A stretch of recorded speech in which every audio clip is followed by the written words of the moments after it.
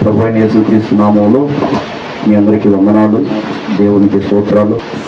మరి వెతుక్కుంటూ వచ్చారు కాబట్టి, ఎందుకంటే కీర్తనకారుడైన దావీదు మరి కష్టాలలో ఉన్నప్పుడు కూడా ఒక విషయమై సంతోషించాడట. రాజ్యము సింహాసనాన్ని విడిచిపెట్టి అబ్షాలోము అనే తన కన్న కొడుకు తనను తరుముతుంటే రాజ్యం కోసం, అధికారం కోసం తండ్రిని తరుగుతుంటే తండ్రి తన బలగముతోటి, తన మందితోటి, పనివారులతోటి, తన స్నేహితులతోటి పారిపోతున్న సమయంలో వాళ్ళు అంటారు, రాజా ఏంటి నువ్వు ఇలా పారిపోవటం మాకు చాలా సిగ్గు కలిగిస్తుంది అన్నాడు. సిగ్గు కలిగిస్తుంది, ఆల్రెడీ సింహాన్ని కొట్టి చంపిన వాడవు నువ్వు, నీ ముందు నిలబడగలిగిన ధైర్యం దమ్ము ఎవరికి లేదు.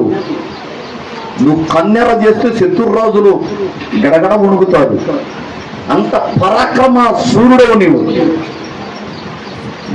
10 అడుగులు 12 అడుగులు ఎత్తున్న గొల్యాతని సింపుల్ గా ఒక్క రాయితోటి కొట్టి లేపేసిన వాడు. నువ్వంత ధైర్యవంతుడు, యుద్ధ నైపుణ్యత కలిగిన వాడు. ఆఫ్టర్ ఆల్ ఒక్క అబ్షాలోముకి ఎందుకు పారిపోతున్నావు అని అంటే, ఆ మాటకి రోషం తెచ్చుకొని ఒక్కసారి వెనక్కి తిరిగితే ఏమైంది?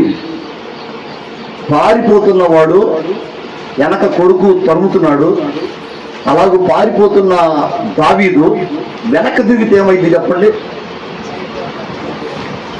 వెనక్కి తిరిగితే రారా చూసుకున్నాం అంటే ఏమైంది? అబ్షాలోము చచ్చిపోతాడు, అంత గట్టిగా ఏముండదు. ఎందుకంటే దావీదుని గెలిచేంత యుద్ధ నైపుణ్యం కలిగిన వాడు కాదు. ఒకవేళ నైపుణ్యత ఉంటే ఉండొచ్చాము, కానీ దావీదంతా పనిమంతుడు కాడు. దావీదు ఏ యుద్ధం నైపుణ్యం లేనప్పుడే సింహం మీద కనబడి గొర్రెపిల్లను నోట కలుచుకొని పోతుండగా సింహాన్ని కొట్టి గుద్ది దాని నోరు చీల్చి మరీ గొర్రెపిల్లని విడిపించుకున్నవాడు. సింహంతో మనిషి పోరాటం అంటే అంత ఈజీయా? అదేమన్నా దూడపిల్ల కాదు. సింహము 100 మంది ఉండి కేకలు పెట్టినా దడవదు, మనుషుల అరుపులకి అది దడవదు. కానీ దావీదు యొక్క ధైర్యం వేరు, దేవుడు నాకున్నాడని. మరి ఇప్పుడేమైంది? పారిపోతున్నాడు. వెనక్కి తిరిగితే నా కన్న పేగు నేనే తెంచేసుకోవాలి, నా కొడుకుని నేనే చంపేసుకోవాలి, వద్దు పదని పారిపోయాడు. అలాంటి సమయంలో ఒకనొక సందర్భంలో ఒక చోట ఆగితే, ఏది కొడుకు తరుగుతుంటే తండ్రి పారిపోతూ ఒక ఊళ్ళో తలదాచుకుంటే, ఇలాగనే కొంతమంది బైబిల్లో సంకన పెట్టి, అంటే ఇప్పుడు బైబిల్లో లేవలే కొన్ని పుస్తకాలు ఉంటాయిగా, ధర్మశాస్త్రం ఉందిగా, అవి సంకన పెట్టి పోతా ఉన్నారు స్త్రీలు. అమ్మ ఏడకపోతున్నారు అంటే, మేము దేవుని మందిరమునకు పోతున్నాం, జీవము కలిగిన దేవుని సన్నిధి అయిన యెహోవా మందిరమునకు మేము పోతున్నాము అని చెప్పినప్పుడు, ఆహా ఎంత శుభకరమైన వార్త ఇది అని సంతోషించాడట దావీదు. ఎంత మంచి వార్త ఇది! దేవుని సన్నిధికి వెళ్తున్నారా? ధన్యులమ్మా మీరు, పోండి. జనులు మేము దేవుని మందిరమునకు పోవచ్చున్నాము అనే వార్త నేను వినగా నేను సంతోషించి తిని అన్న పక్కన కొడుకు తరుగుతున్నాడనే బాధ ఎటుపోయిందో, ఆ దుఃఖం ఎటుపోయిందో. ఏంది నా కొడుకే నన్ను తరుగుతున్నాడు, నేను ఒక్కసారి వెనక్కి తిరిగితే వాడు చచ్చిపోతాడు, వాడికి అది తెలియట్లేదు ఆ విషయం. మా నాన్న నన్ను నేను చంపలే, మా నాన్నకి నేనంటే ఎక్కువ ప్రేమలే అనుకుంటున్నాడు, ఏమో తరుగుతున్నాడు. కానీ ఒక్కసారి తండ్రి వెనక్కి తిరిగితే ఆ క్షణంలో అబ్షాలోము అయిపోతాడు. బాధ, కొడుకును చంపుకోలేడు. చివరికి తల ఉంచి ఓటమిని అంగీకరించి పారిపోతుంటే ఆ సమయంలో కూడా ఆయనకు సంతోషం కలిగించిన వార్త ఏంటంటే, జనులు గుంపులు గుంపులుగా దేవుని మందిరమునకు పోవుదము రండి అని చెప్పుకున్నప్పుడు నేను విన్నాను. అబ్బా, నా మనసు ఎంతో సంతోషించింది. మీ మందిరంలోనే కదా ఆశీర్వాదాలు ఉన్నది, మీ మందిరంలోనే కదా మాకు జ్ఞానం ఉన్నది, నీ మందిరంలోనే కదా మాకు బ్రతుకు ఉన్నది అని అక్కడ దావీదు పలుకుతాడు. ఇదే పిల్లరా, నిజంగా దేవుని మందిరానికి వెతుక్కుంటూ వచ్చినాను. మిమ్మల్ని బట్టి దేవుడిని స్తుతిస్తున్నాను, మహిమపరుస్తున్నాను. హల్లెలూయా. యెషయా గ్రంథము, పాత నిబంధన గ్రంథములోని యెషయా గ్రంథము 30వ అధ్యాయం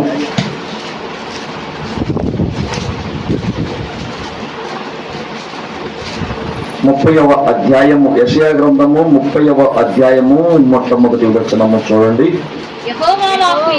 యెహోవా వాక్కు ఇదే, లోబడని పిల్లలకు శ్రమ, పాపమునకు పాపము కూర్చుకొన్నట్లుగా వారు నన్ను అడగక ఆలోచన చేయుదురు. నా ఆత్మ నియమింపని సంధి చేసుకొందురు. వారు నా నోటి మాట విచారణ చెయ్యక పరోబలము చేత తమ్మును తాము బలపరుచుకున్నటకు ఐగుప్తు నీడను శరణు చూచుటకు ఐగుప్తునకు ప్రయాణము చేయుదురు. చాలు. దేవుడి మాటలను మన వినికిడిలో ఆశీర్వదించును గాక. దేవుని పిల్లరా, మనుషులకు లోబడనొల్లని పిల్లలకు శ్రమ శ్రమ. ఇక్కడ అంటాడు, పాపానికి పాపం, పాపానికి పాపం కూర్చుకున్నట్లుగా వారు నన్ను అడగక ఆలోచన చేస్తున్నారు. సొంత ఆలోచన. ప్రభువా, ఈ విషయంలో ఏం చేయమంటావు? ప్రభువా, ఇదిగో మా ఎదుట ఉన్న ఈ పరిస్థితుల్లో మమ్మల్ని ఏం చేయమంటావు అని అడగక వాళ్ళంతటా వాళ్ళే ఆలోచన చేసుకుంటున్నారు. నేను ఒకడున్నానని, వాళ్ళకి ఆలోచన చెప్పువాడనని, మంచి మార్గమును ఉపదేశించువాడనని వాళ్ళు మర్చిపోయారు, నన్ను విడిచిపెట్టారు. అలా ఏం చేద్దాం? ఇప్పుడు ఎర్ర సముద్రం వచ్చింది, ఏం చేద్దాం? ఇంకేముంది? ఆ మోషే ఆ బానిసత్వం నుండి తీసుకొచ్చాడు, ఏదో మేలు చేసాడు అనుకుంటే తీరా చూస్తే ఎర్ర సముద్రం కాడ తీసుకొచ్చాడు. అయిపోయాం. అక్కడే ఉండా ఏదో దెబ్బలు తింటా బతికుండేవాళ్ళం. ఇప్పుడు మనం అక్కడ మీరు వద్దని ఐగుప్తీయులను, వాళ్ళ రాజుని, అధికారాన్ని విడిచిపెట్టి మనం ఇప్పుడు ఇటుబడి వచ్చాం కదా. ఇప్పుడు ఆ రాజు ఏమో ఇప్పుడు మనం చంపడానికి వస్తున్నాడు సైన్యంతో. అక్కడే ఉన్న బతికుండేవాళ్ళం. ఇప్పుడు చచ్చిపోతాం. మన శవాన్ని పూడ్చిపెట్టడానికి స్థలం ఏడ లేదని ఈ మోషే ఈ సముద్రం ఒడ్డుకి ఇసుకలో పూడ్చిపెడదామని వాళ్ళకి ఇచ్చాడు. అన్న ఆలోచన అడగాలి కదా. ప్రభువా, ఎర్ర సముద్రం అడ్డొచ్చిందయ్యా, ఏం చేయమంటావు? ప్రభువా, మా ముందున్న సమస్య ఇది ప్రభువా, నీళ్లు తప్పిపోతున్నాయ్యా, నీళ్లు కావాలయ్యా, ఏం చేయమంటావయ్యా? అడగాలి కదా ఆలోచన. ఆయన చెప్తాడు కదా. మోషే అడుగుతున్నాడు కానీ జనం అడిగేటట్లు లేరు, సణుగుతున్నారు. లోబడనొల్లని ప్రజలకు శ్రమ. వాళ్ళు పాపానికి పాపం మూట కట్టుకుంటున్నారు, పాపానికి పాపం మూట కట్టుకుంటున్నారు. ఎందుకు? ఎట్లా అంటే నా ఆలోచనను అడగక, నన్ను ఆశ్రయించక వాళ్ళందరూ వాళ్ళే సొంతంగా ఆలోచన చేసుకుంటున్నారు. ఇక్కడ దేవుడు మనకు నేర్పుతున్నది ఏంటంటే, మన ఎదుట ఉన్న పరిస్థితి ఏదైనా కావచ్చు, గడ్డు పరిస్థితే కావచ్చు, కొండంత సమస్య కావచ్చు, సముద్రమంతా సమస్య కావచ్చు, ఎరికో కోరలే కావచ్చు, ఏదైనా కావచ్చు, అరణ్యపు అనుభవం కావచ్చు. అరణ్యం అంటే కష్టం. అరణ్యంలో ఏముంటాయి? ముళ్ళ తొప్పలు, రాళ్ళు, పొదలు, గుట్టలు, లోయలు, ఏ కదా ఉండేది కదా. అడ మంచి బాట ఉంటుందా కదా. అరణ్యం అంటే కష్టాలకు నిదర్శనం, ఏడుపుకు నిదర్శనం. అయితే ఇలాంటి అనుభవాలలో ప్రభువా మమ్మల్ని ఏం చేయమంటావు అని అడగాలి కదా. వీళ్ళు నన్ను అడగట్లేదు. ఇంకా అంటాడు, నన్ను అడగక ఆలోచన చేదురు, నా ఆత్మ నియమింపని సంధి. వాళ్ళు చేసుకున్న సంధి నా ఆత్మ నియమించింది కాదు. వాళ్ళంతటి వాళ్ళే సంధి కుదుర్చుకుంటున్నారు, సంధి చేసుకుంటున్నారు. సంధి అంటే ఒప్పందం. వాళ్ళు ఒకరికొకరు వాళ్ళే మాట్లాడుకుంటున్నారు. ఎట్లా చేద్దామా, అట్ట కాదు ఎట్లా చేద్దాం అని ఇంకొకడు అంటే, అట్లా కూడా కాదు ఇది ఎట్లా చేద్దాం అని ఇంకొకడని. ఇలాగున నా ఆత్మ నియమింపని సంధి చేసుకుందరు వారు నా నోటి మాట విచారణ చెయ్యక, దేవుని నోట నుండి వచ్చే మాట ఏదో విచారణ చెయ్యక, పరోబలము చేత తమ్మును తాము బలపరుచుకున్నటకు, ఐగుప్తు నీడను శరణజొచ్చుటకు ఐగుప్తుకు ప్రయాణం చేయదు. ఐగుప్తు బలాన్ని, ఐగుప్తు రాజు యొక్క బలాన్ని కోరుకుంటారు. నేను ఐగుప్తు రాజు కంటే గొప్పవాడిని కదా, ఐగుప్తు బలము కంటే నేను గొప్పవాడిని కదా. ఎందుకని మనంత పక్కన పెడుతున్నారు? మనము అనేక విషయాల్లో మన జీవితంలో ఉదయం నుంచి సాయంత్రం దాకా, సంవత్సరం నుంచి సంవత్సరం దాకా, పుట్టింది మొదలుకొని చనిపోయేవారి దాకా మన జీవిత కాలంలో ఎన్నిసార్లు మన సొంత నిర్ణయాలు, సొంత ఆలోచనలు చేసి కోరి తెచ్చుకుంటాం శ్రమలో, కొనుక్కొని తెచ్చుకుంటాం శ్రమలో. ఒక్కసారి అడగాలి.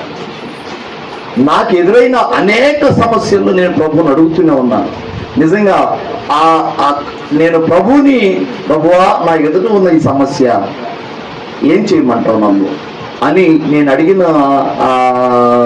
ఆ రుజువులు, ఆ ప్రశ్నలు మీ ముందు పెడితే ఎంత సిల్లీగా ఉంటుందంటే, అంటే ఎంత జోక్గా, ఎంత చిన్నదిగా ఉంటుందంటే, ఇట్లాంటివి కూడా అడగొచ్చా దేవుణ్ణి అనిపించింది.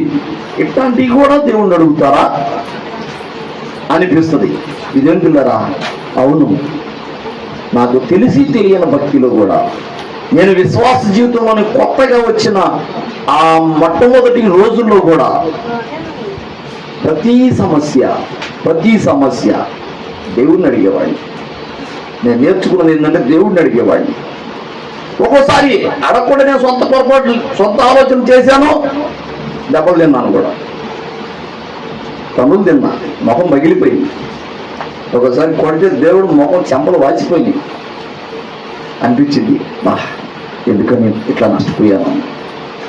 నేను ప్రభు ఆలోచన ప్రకారం అడుగులు వేయాల్సింది.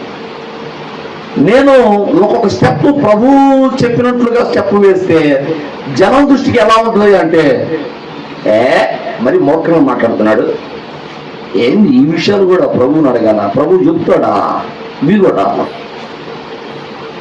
ఇవి కూడా ప్రభు చెబుతాడా అనిపించింది. ఫర్ ఎగ్జాంపుల్ చెప్తా. నాకున్న 6 ఎకరం పొలం, ఒకప్పుడు పొలం అమ్మేశా. ఏదన్నా వ్యాపారం పెట్టుకుందాం, ఎన్నాళ్ళు ఈ బేల్దర్ పని, మేస్త్రి పని చేస్తాం, ఒళ్ళు హోనం అయిపోతుంది. 15 ఏళ్ళు, దగ్గర 18 ఏళ్ళు చేశా. అబ్బే, ఇక ఏదన్నా వ్యాపారం పెట్టుకుందాం అని ఆలోచన చేశా. నా సొంత ఆలోచనలో నేను కొన్ని అనుకొని, ఈ వ్యాపారం చేస్తే ఎలా ఉంటుంది, ఈ వ్యాపారం చేస్తే ఎలా ఉంటుంది, ఈ వ్యాపారం చేస్తే ఎలా ఉంటుంది అనుకున్నా. అని పోయి ఆరా కూడా తీసా. ఇంకా ఖచ్చితంగా చెప్పాలంటే పాత ఇనుము కొనుక్కునే పని ఒకటి పెట్టుకుందాం. ఒకసారి డబ్బులు ఉన్నాయి కదా, దగ్గర పెట్టుకొని పాత ఇనుము కొనుక్కుందాం. అది కొంత కొనుక్కొని కొంత ₹1, ₹2 లాభాలు చూసుకొని అమ్మేసుకుందాం. ఇవాళ రాము చేస్తున్న పని, మన సహోదరుడు రాము చేస్తున్న పని ఒకప్పుడు నేను చేద్దాం అనుకున్నా. నేను ఈ ఆలోచన కలిగి ఒక ఇనప కొట్టు అతని దగ్గరకు పోయి, అన్న నేను వ్యాపారం ఒకటి పెడదాం అనుకుంటాను మా ఊర్లో, దీని గురించి నీకు కొన్ని అనుభవాలు ఏమన్నా చెప్తావంటే అతను అన్నాడు, తమ్ముడు వద్దు, వద్దు, ఇదెంత దరిద్రం పని అని తెలుసా? ఎంత దరిద్రం పని తెలుసా? ఒకడు ఒక వస్తువు తెస్తాడు, ఆ వస్తువు వాడు దొంగిలించిందో వాడు సొంత వస్తువో తెలియదు, తీసుకొస్తాడు, కాటా పెడతాడు, 10 కేజీలు ఉంటుంది, 200 ఇచ్చేస్తావు, ఇస్తావా? వాడు డబ్బులు తీసుకొని పోతాడు, అయిపోయింది.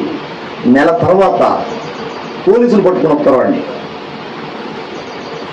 నెల తర్వాత పోలీసులు పట్టుకొచ్చి ఎలా ఏ వస్తువు మేము ఇక్కడ చెప్పు అంటారు. అప్పుడు ఆవిడ చెబుతాడు, నేను 10 కేజీలు ఇనుము తీసుకొచ్చి ఇక్కడ అమ్మాను, ఈ కొట్లోనే అమ్మి ఎన్నిసార్లు అమ్మావు? ఒకసారిలో 10 సార్లు చెప్తాడుగా. అయ్యా ఇప్పుడు తెలుసా నీకు? తెలుసు, ఒకసారి వస్తువు తెచ్చాడని చెప్పాలి. ఎంత కమ్మాడు అంటే 200 కమ్మాడయ్యా. ఇట్లా ఎన్నిసార్లు తెచ్చాడు? నిజం చెప్పురా, ఎన్నిసార్లు తెచ్చాడు అంటారు. అయ్యా నాకు గుర్తున్న వరకు ఒకసారి తెచ్చాడు అయ్యా అని నేను చెప్పాను అనుకో, వాడు నమ్మడు, పోలీసు నమ్మడు. నిజం చెప్పు, 10,000 బయటికి అంటాడు, లేదంటే కేసు బనాయిస్తానంటాడు. ఆడేమో నేను ఇక్కడ అమ్మాను అంటాడు.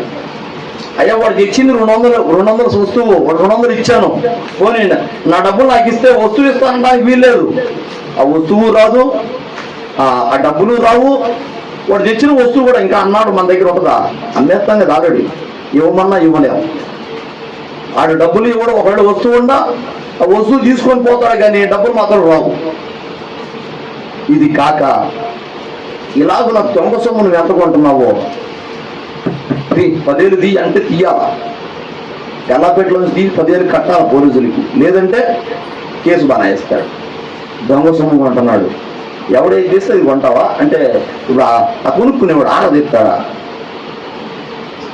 ఇట్లాంటి సమస్యలతో మా తల పండిపోతుందయ్యా. ఎందుకు పెట్టుకున్నామా ఈ వ్యాపారం అని అనుకుంటున్నాం. ఇంకోటి ఏదన్నా చూసుకో తమ్ముడు అన్నాడు. అబ్బా దీంట్లో ఇన్ని సమస్యలు ఉన్నాయా, వద్దనుకున్నా. తర్వాత నేను బేల్దార్ ఫీల్డ్ కదా, బేల్దార్ పని కదా, బొచ్చెలు, పారలు, నిచ్చెనలు, ఎత్తుబల్లలు, బాక్సులు, ఫిల్లర్ బాక్సులు, ఇవన్నీ చేయించుకొని ఎందుకు 3-4 లక్షలు పెడితే మొత్తం రెడీ అవుతాయి. ఒక షాప్ పెట్టుకొని కూర్చొని అద్దెకు తిప్పుకుందాం అనుకున్నా. దాంట్లో కొంత ఐడియా ఉంది, ఎందుకంటే నేను వెళ్ళి తీసుకొస్తుంటాను, నేను పని చేసేటప్పుడు వస్తువులు చేస్తుంటాను, అద్దెకి చేస్తుంటాను. 1-2 రోజులు 10 రోజులు ఉంచుకొని అద్దె కట్టేస్తుంటాం. దూరం కూర్చునే పని కదా, అద్దె వస్తుంటుందిగా, హ్యాపీగా బతికేయచ్చు. రోజుకు 500 రావా అనుకున్నా. ఎందుకైనా మంచిదని ప్రభువుని అడుగుదాం అనుకుని ప్రార్థన చేస్తుండగా ఎందుకనో అసలు నాకు ఆ ఫీల్డ్ సంబంధం లేదు. స్టూడియో పెట్టుకోవాలి అనే ఫీల్డ్ నాకు సంబంధం లేదు, నాకు తెలియదు. అప్పుడెప్పుడో చాలా క్రితం నేను నా స్నేహితుడు కెమెరామెన్ అయితే వాడు కెమెరా నాకు పట్టించి ఇక నా ఫోటో అంటే ఫోటోగ్రాఫర్కి ఫోటో సొంతంగా తీసుకోలేడు, ఏ డాక్టర్ కూడా తనకు తాను సొంతంగా వైద్యం చేసుకోలేడు. అలాగే ఫోటోగ్రాఫర్ తనకు తాను సొంతంగా తీసుకోలేడు, ఒకడు తీయాలి. కాబట్టి వచ్చి రాని నన్నే ఇదిగో ఈ కెమెరా పట్టుకొని నేను అడుగుంటాను, నేను తీయమన్నప్పుడు ఈ బటన్ నొక్కు అని ఆ కెమెరా అట్లా నొక్కిచ్చేవాడు. అలాగున వాడిని ఫోటోలు తీయడం కోసం నా స్నేహితుడిని నేను కెమెరా నొక్కడం అలవాటు చేసుకున్నాను. దాంట్లో కొన్ని అడ్జస్ట్మెంట్లు నేను నేర్చుకున్నాను అంతే. అసలు ఆ ప్రింటింగ్ ఎట్టయ్యాలో, వాటి స్థితిగతులు ఏందో, ల్యాబులు ఎక్కడో ఇవన్నీ కూడా తెలియదు. కానీ దేవుడు ఎందుకు ఆ మధ్యలో ఆ సమయంలో ప్రార్థన సమయంలో ఆ ఆలోచన పెట్టాడు. ఇంకా కొన్ని ఆలోచనలు ఉండి వ్యాపారం పెట్టుకున్నాను. ఈ సమయంలో మరి ప్రభువు ఎట్లాగూ స్పందిస్తాడు, నాకు పదార్థి అని నాకు ఎట్లా చెప్తాడు అని బైబిల్ గ్రంథంలో చీట్లు వేసే పద్ధతి ఒకటి ఉంది. ఆ చీట్లు వేసి ప్రభువా ఇదిగో పాతిని కొనుక్కునే పని, అద్దె వస్తువులు తిప్పుకునే పని, స్టూడియో పని, కరెంటు వస్తువుల పని, ఇలాగ కొన్ని వ్యాపారాలు పేర్లు రాసి చీట్లేసి ప్రార్థనా పూర్వకంగా తీశా. ఎందుకో నేను అనుకున్నది రాలేదు. స్టూడియో పెట్టుకోమని వచ్చి స్టూడియో పెట్టుకోమన్న చీటీ వచ్చిన తర్వాత స్టూడియో అవసరంగా రాశానండి. స్టూడియో పెట్టుకుని ఇదే వచ్చింది, ఏం చేయాలి? ఈ స్టూడియో వ్యవహారం అంటే కెమెరాలు ఏడ దొరుకుతాయి, కెమెరాలు ఏడ దొరుకుతాయి, అసలు దాని ఫీల్డ్, దానికి ఆ స్టూడియో వ్యవహారం ఎంత ఎట్లా తెలుస్తుంది నాకు? ప్రభువా నీకు కరెక్ట్గానే మాట్లాడావా, ఏదన్నా రాంగ్ చీటీ వచ్చిందా నాకు అనే డౌట్ కూడా వచ్చింది. మళ్ళా నేను ఆల్రెడీ అంతకుమునుపు ఒక విషయంలో ప్రభువుని శోధించి ఒకసారి ఒక పేజీ వస్తే ఇది కాదు కానీ ఇంకోసారి ప్రార్థన చేద్దాను, మళ్ళీ ప్రార్థన చేసి మళ్ళీ ఇంకొకసారి పేజీ తిప్పితే అది కూడా కాదని ప్రభు మూడోసారి పక్షంగా మాట్లాడవా అని చెప్పి మళ్ళీ మూడోసారి పేజీ తిప్పితే ప్రభువును శోధించేవాడికి వీపుకు దెబ్బలు పడతాయని వచ్చింది. ఊర నాయన వద్దు ప్రభు, వద్దు నాయన వద్దు, నేను నిన్ను అడగను. శోధిస్తుంటే ప్రభువుని ఎక్కువగా శోధిస్తుంటే దెబ్బలు పడతాయి అట వీపుకి. కొడతాను, నీ 4 నిమిషాలు శోధిస్తున్నావు, నీకు తన్నులు పడతాయి అన్నట్టుగానే చెప్పాడు. నాకు భయం వేసింది. నేను లేఖనాలని నమ్ముతాను, విశ్వాసిని కదా, నమ్ముతాను. ప్రభు ఆయన శోధించను ప్రభు అని ఆ ఫస్ట్ వచ్చిన మాటనే తీసుకొని దాన్ని ఫాలో అయ్యాను. నాకు ఆ అనుభవం ఉంది. అందుకని ఈ స్టూడియో అనేది వచ్చినప్పుడు కాదనలేక, సరే ప్రభువా నువ్వే చూపించావు కదా, స్టూడియో పెట్టుకోమని చీటీ ఇచ్చావు కదా, నువ్వే నడిపించు, నువ్వు ఎలా చేస్తావు నాకు తెలియదు అంటే ఆటోమేటిక్గా నిజంగా నా ప్రమేయం లేకుండా దేవుడు అన్నిటిని ముందుకు తెచ్చాడు. ఆ స్టూడియో ఫీల్డ్ తెలిసి ఉన్నవాడు నా స్నేహితుడిని అడగలేను, వాడు ఆల్రెడీ స్టూడియో పెట్టుకొని ఉన్నాడు. వాడిని నీ స్టూడియో ఆపేసి ఇదిగో నా దగ్గరకు వచ్చి నేను షాప్ పెట్టుకుంటున్నాను, నా కాడ కొన్నాళ్ళు నుండి నాకు నేర్చుకొని నేను అడగలేను. వాడు ఆ ఫీల్డ్ మేనేజర్ మా కాడకి ఎందుకు వస్తాడు? వాడు స్టూడియో వాడు నడుపుకోవాలి కదా కదా ఈ సమయంలో ప్రభువా నాకు సహాయం చేయమన్నా, నువ్వే స్టూడియో పెట్టుకోమన్నావుగా, నాకు ఏం చేస్తావో నాకు తెలియదు, నువ్వే సహాయం చేయని అడిగితే ఆల్రెడీ పాస్టమ్మ గారు బాబాయ్ కొడుకు ఒకడు ఉన్నాడు, స్టూడియో ఫీల్డ్ చేసి ఉన్నవాడు, ఆల్రెడీ ఖాళీగా ఉంటున్నాడు. నాకు తెలియదు వాడు స్టూడియో ఫీల్డ్ చేసి ఉన్నాడని, ఇప్పుడు ఖాళీగా ఉంటున్నాడని అసలు తెలియదు. వాడు ఫోన్ చేసి బాబా ఎలా ఉన్నారు ఏంది అన్నాడు. అరే నాయనా తేజ, రవితేజ వచ్చారు. రవితేజ ఇంత ముందు నువ్వు నష్టపాట్లో స్టూడియోలో పని చేసావు కదా అని అప్పుడు గుర్తొచ్చి చేసావు కదా అంటే అవును బాబా చేశానుగా అన్నాడు. కెమెరాలు ఏడ దొరుకుతుంది తెలుసా నీకు అన్నా. తెలుసు బాబా, ఏమన్నా విజయవాడ పోతే తీసుకోవచ్చు అన్నాడు. అటైతే వచ్చేసేయి అంటే ఎందుకు బాబా? స్టూడియో పెట్టుకోవాలనుకుంటున్నాను, ప్రభువుని అడిగాను, స్టూడియో ఒక్క వస్తువులు కొనుక్కోవాలి. వచ్చాడు, వాడు చేసుకుపోయాడు విజయవాడ, ఆడిప్పించాడు, ఆ బామ్మరిని ఇప్పించాడు. నాకు తెలియదు అప్పుడు దాకా వాడు ఆ ఫీల్డ్లో ఒకవేళ ఉంటే ఉండడం కానీ మన కోసం సహాయపడతాడని నేను అనుకోవాలా. దేవుని సహాయం ఎట్టొచ్చిందో తెలుసా? వాడు వచ్చాడు, మొత్తం కనిపించాడు, స్టూడియో ఎట్లా సెట్టింగ్ చేయాలో మొత్తం చేశాడు. అంత మాత్రమే కాదు, 2 నెలల పాటు 2 రోజులకోసారి 3 రోజులకోసారి ఇంటికి పోయి వస్తా, చిలకలూరుపేట నుంచి నర్సపేటకి 2 రోజులకోసారి 3 రోజులకోసారి ఇంటికి పోయి వస్తా, ఇంటికాడ మంచి చెడు చూసుకొని మరలా స్టూడియో కాడకు వచ్చి 2 రోజులు ఉంటాడు. మొత్తం ఫోటోలు ఎట్లా తీయాలి, ప్రింటింగ్ ఎట్లా వేయాలి, వేయటానికి ఏ వస్తువులు కావాలి, మనుషులతో ఎట్లా వ్యవహరించాలి, అసలు ప్రోగ్రామ్స్ ఎట్లా చేయాలి, మొత్తం 2 నెలల పాటు దగ్గర ఉండి నేర్పిపోయాడు. వాడు దేవుని సహాయం కదా, దేవుని సహాయం కదా. మనం అడిగితే వస్తారు జనం, వీళ్ళేంటున్నారా? అలాగున ప్రతిదీ కూడా దేవునిని అడుగుతూ ఉంటే నీకు దేవుని దగ్గర నుండి ఫుల్గా సహాయం వచ్చింది. ఎందుకంటే ఆయన అనుకుంటాడు, నా బిడ్డ నన్ను అడగాలి ఏదైనా. మీ పిల్లలు స్కూల్కి పోయేటప్పుడు అమ్మ డబ్బులు, డాడీ డబ్బులు కొనుక్కోవడానికి 10 రూపాయలు అని మిమ్మల్ని అడగాల, పక్కింటి వాళ్ళని అడగాల? ఎవరు అడగాలి? మిమ్మల్ని అనుకుంటారుగా. మన దేవుడు కూడా అలాగే అనుకుంటాడు. మనకు వచ్చిన సమస్యను బట్టి ప్రభువా సహాయం చెయ్యయ్యా, మాకు ఒక ఆలోచన చెప్పయ్యా, మా ముందున్న సమస్య ఏది మాకు అర్థం కావట్లేదు, మాకు సహాయం చెయ్యయ్యా అని అడగాలని ఆయన కోరుకుంటాడు. అలాగ అడిగేవాడంటే ఆయనకు భలే ఇష్టం. కానీ లోపడని వాళ్ళు, ఆయన ఆలోచనను అడగని వాళ్ళు ఆయన మాట కొరకు ఎదురు చూడని వాళ్ళకట శ్రమలు వస్తాయట. దేవుడు అనుమతిస్తాడేమో బహుశా. హల్లెలూయా. దేవుడు అనుమతిస్తాడేమో శ్రమలు. మనకు శ్రమలు రెండు రకాలుగా వస్తాయి. ఇంత మునుపు నేను కూడా చెప్పాను. ఒకటి, నువ్వు ఏదైనా తేడాలో ఉంటే, దేవునికి వ్యతిరేకమైన దిశలో ప్రయాణిస్తుంటే నీకు శ్రమలు వస్తాయి. రెండవది, నువ్వు దేవునికి అనుకూలంగా ఉన్నా కూడా శ్రమలు వస్తాయి. ఎప్పుడో తెలుసా? నిన్ను దేవుడు ఇంకా ఆశీర్వదించాలనుకున్నప్పుడు నీకు శ్రమలు అనుమతించి పరీక్షిస్తాడు. నిన్ను పరీక్షించినప్పుడు నువ్వు ఓర్పుతో ఓపికతో నువ్వు ఆ శ్రమల్ని ఎదుర్కొన్నప్పుడు కదా నీకు డబల్ ఆశీర్వాదం ఇస్తాడు. నిన్ను ఒక మెట్టు పైకి ఎక్కిస్తాడు. ఒక తరగతి నుంచి ఇంకో తరగతికి పోవాలంటే పరీక్షలు కావాలిగా, పరీక్షల్లో పాస్ అవ్వాలిగా. అలాగున నువ్వు ఆయన పెట్టే పరీక్షల్లో నువ్వు పాస్ అయ్యే కొద్దీ నిన్ను ఒక్కొక్క మెట్టు పైకి ఎక్కిస్తుంటాడు. అలాగున నిన్ను ఎక్కించడం కోసం నీకు శ్రమలు అనుమతిస్తాడు. రెండు రకాలు శ్రమలు, అవునా? ఒక శ్రమేమో నువ్వు దేవునికి వ్యతిరేకమైన దిశలో ప్రయాణిస్తున్నప్పుడు దేవుడు నిన్ను శ్రమ పెడతాడు. ఎందుకంటే మన పిల్లోడు మన మాట వినకపోతే మనం కొట్టకి ఎవడు కొడతాడు? అవునా? మన పిల్లలు మన మాట వినకపోతుంటే మనమే తంతాం. మనం దానికి పక్కింటోడు తంతాడా కదా?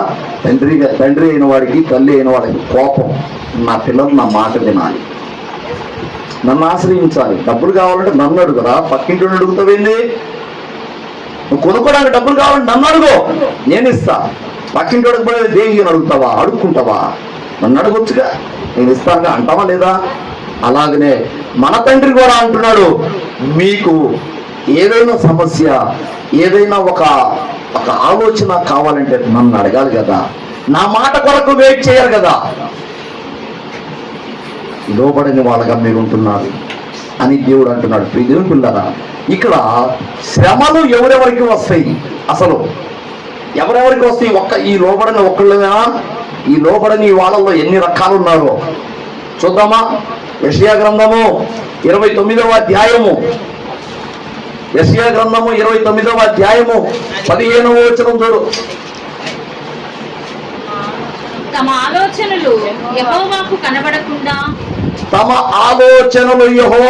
కనబడకుండా లోలోపల వాటిని మరుగు చేయుటకు మరుగు చేయ చూసే వారికి శ్రమ. మమ్మల్ని ఎవరు చూచెదరు?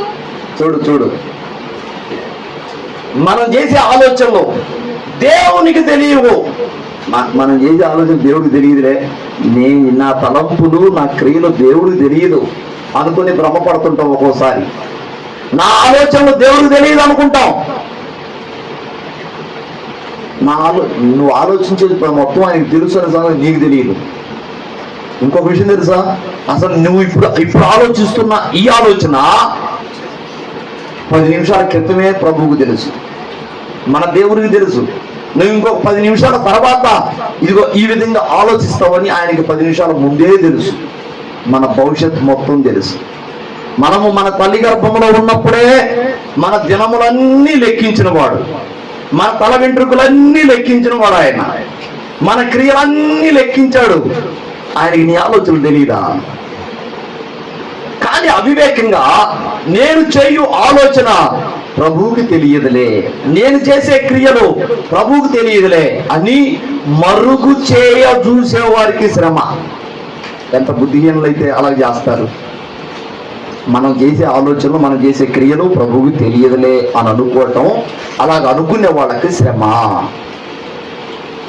అర్థమైందా? ఎప్పుడు కూడా నేను చేసేది ప్రభువుకి తెలియదు అని అనుకోవద్దు. నీ ఆలోచన మొత్తం తెలుసు. దావీదు ఉరియా భార్యను తీసుకొచ్చి ఇంట్లో పెట్టుకొని ప్రెగ్నెంట్ వచ్చిన తర్వాత, గర్భం వచ్చిన తర్వాత ఆ పాపం ఉరియా మీద నెట్టేద్దాం అనుకున్నాడు. సైన్యంలో ఉన్న ఉరియాని పిలిపించాడు. ఉరియా, నువ్వు వెళ్ళి నీ భార్య దగ్గరికి వెళ్ళి సుఖపడిపో అన్నాడు. పాపం ఉరియానేమో నీతిమంతుడు, ప్రభువా, రాజా, అక్కడ యుద్ధం జరుగుతుండగా నేను నా ఇంటికి వెళ్ళి నా భార్యతో సుఖపడే రోజులు ఇవి. దయచేసి నన్ను ఇంటికి పొమ్మనొద్దు, ఇంకా అవసరమైతే యుద్ధానికి పొమ్మను, ఇంకేదైనా చేయమని చేస్తాను అన్నాడు. కానీ 3 రోజులు అక్కడే ఉన్నాడు. ఏంటి ఉరియా, ఇంకా ఇంటికి వెళ్ళలేదా? ప్రభు, అలాగ అనవద్దు, నేను వెళ్ళను, నా భార్యతో సుఖపడటానికి ఇది మంచి రోజులా? అలా అవతల యుద్ధం జరుగుతుంది మన వాళ్ళకి, శత్రువులకి. ఇలాంటి సమయంలో నేను భార్యతో సుఖపడేదా? ఎలాగా? అమ్మో వద్దు అన్నాడు. వీడేంట్రా ఇంత నీతిమంతుడైపోయాడు? దావీదు ఆలోచన, వీడేంటి ఇంత నీతిమంతుడైపోయాడు? లాభం లేదు. ఇతనికి తన భార్య గర్భవతి అని తెలిస్తే ఈ గర్భానికి కారణం ఎవరో అని అడుగుతాడు. ఫలానా దావీదు అనే ఆ అమ్మాయి చెప్పింది.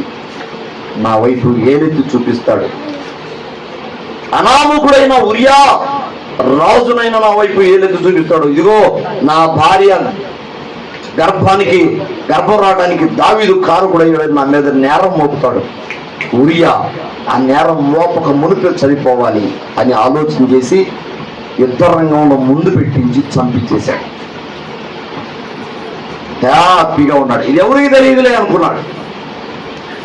ఈ విషయం ఎవరికి తెలియదు అనుకున్నాడు. ప్రవక్తను పంపించాడు దేవుడు. ఏమయ్యా ప్రవక్తి గారు, సమాధానంతో వస్తున్నావా? ఏం సమాధానం దావీదో? ఏం సమాధానం? ఈ రాజ్యంలో ఇంత అన్యాయం జరుగుతుంటే సమాధానం ఎట్లా వస్తాను? ఏమన్యాయం? ఒకడు 100 గొర్రెలు కలిగి ఉండగా మరొకడు ఒక్కగానొక్క గొర్రె పిల్ల కలిగి ఆ గొర్రె పిల్లను కన్న బిడ్డలాగా అల్లారుముద్దుగా పెంచుకొని చుండగా 100 గొర్రెలు కలిగిన వాడు దేవునికి బలి ఇవ్వాలని, లేకపోతే దాన్ని కోసుకొని వండుకొని తినాలనిపించినప్పుడు 100 గొర్రెల్లో ఒకదాన్ని తీసుకొని తినకుండా పక్కవాడి దగ్గర ఒక్కగానొక్క గొర్రె పిల్ల ఉంటే దాన్ని తీసుకొని బలిస్తాడా? దాన్ని తింటాడా? ఎంత దుర్మార్గం ఇది అంటే, ఎవరోడు అంత దుర్మార్గానికి దిగిన వాడు నిశ్చయముగా చచ్చునుగా అక్కడ అన్నాడు. అవునా? అలాగైతే అది నువ్వే అన్నాడు. నేనేం చేశాను? నువ్వు కావాలనుకుంటే రాజ్యంలో కన్యకలు ఎంతమంది లేదు పెళ్లి చేసుకోవడానికి. ఒకని భార్య నీకు అవసరమా? నీ పొరుగు వాని భార్యనైనను, గాడిదనైనను, వాని ఎద్దునైనను, వాడి ఇల్లునైనను, వాడి సొమ్మునైనను ఏదైనానో ఆశింపవద్దని 10 ఆజ్ఞలలో లేదా? ఒకరి భార్య నువ్వు ఎలాగా ఆశిస్తావు? నువ్వు కావాలంటే కన్యకలు ఉన్నారు కదా, ఎంతమందినైనా దేవుణ్ణి అడిగితే చేసుకోపో అంటాడుగా. అలా కాకుండా ఒకరి భార్యని ఇంట్లో పెట్టుకొని నిరపరాధి ఉరియా, ఏ పాపం చేయలా, అలాంటి ఉరియాన్ని యుద్ధంలో ముందు పెట్టి చంపిస్తావా? ఎంత అన్యాయం ఇది అంటే అప్పుడు కళ్ళు తెరుచుకున్నాయి దావీదుకి. అయ్యో, నా ప్రభుకి అన్నీ తెలిసిపోతాయి, తెలీదా? నీ ఆలోచన మొత్తం తెలుసు ఆయన. ఇక్కడ ఈ 29వ అధ్యాయము ఎన్నో వచనము? 15. తమ ఆలోచనలు యెహోవాకు కనబడకుండా లోపల వాటిని మరుగు చేయ చూసు వారికి శ్రమ. మమ్మల్ని ఎవరు చూచెదరు, మా పని ఎవరికి తెలియను అనుకొని చీకటిలో తమ క్రియలు జరిగించు వారికి శ్రమ. ఇక్కడ 2 ఉన్నాయి. మా ఆలోచనలు ఎవరు గ్రహిస్తారు, మేము చేసే పనులు ఎవరు చూస్తారు అని చీకటిలో చేసే పనులు ఉంటాయి చూడు. ఎవరికి చూడట్లేదులే, నేను చేసే పాపం ఎవరికి తెలియదులే అని చీకటిలో పనులు జరిగించు వారికి శ్రమ. ఇదేం పిల్లరా, దేవుని ఆలోచనను ఎరగక, దేవుని నోటి మాటను అడుగక ఆలోచన చేసేవాళ్ళు పనికి గురించిన వాడికి శ్రమ.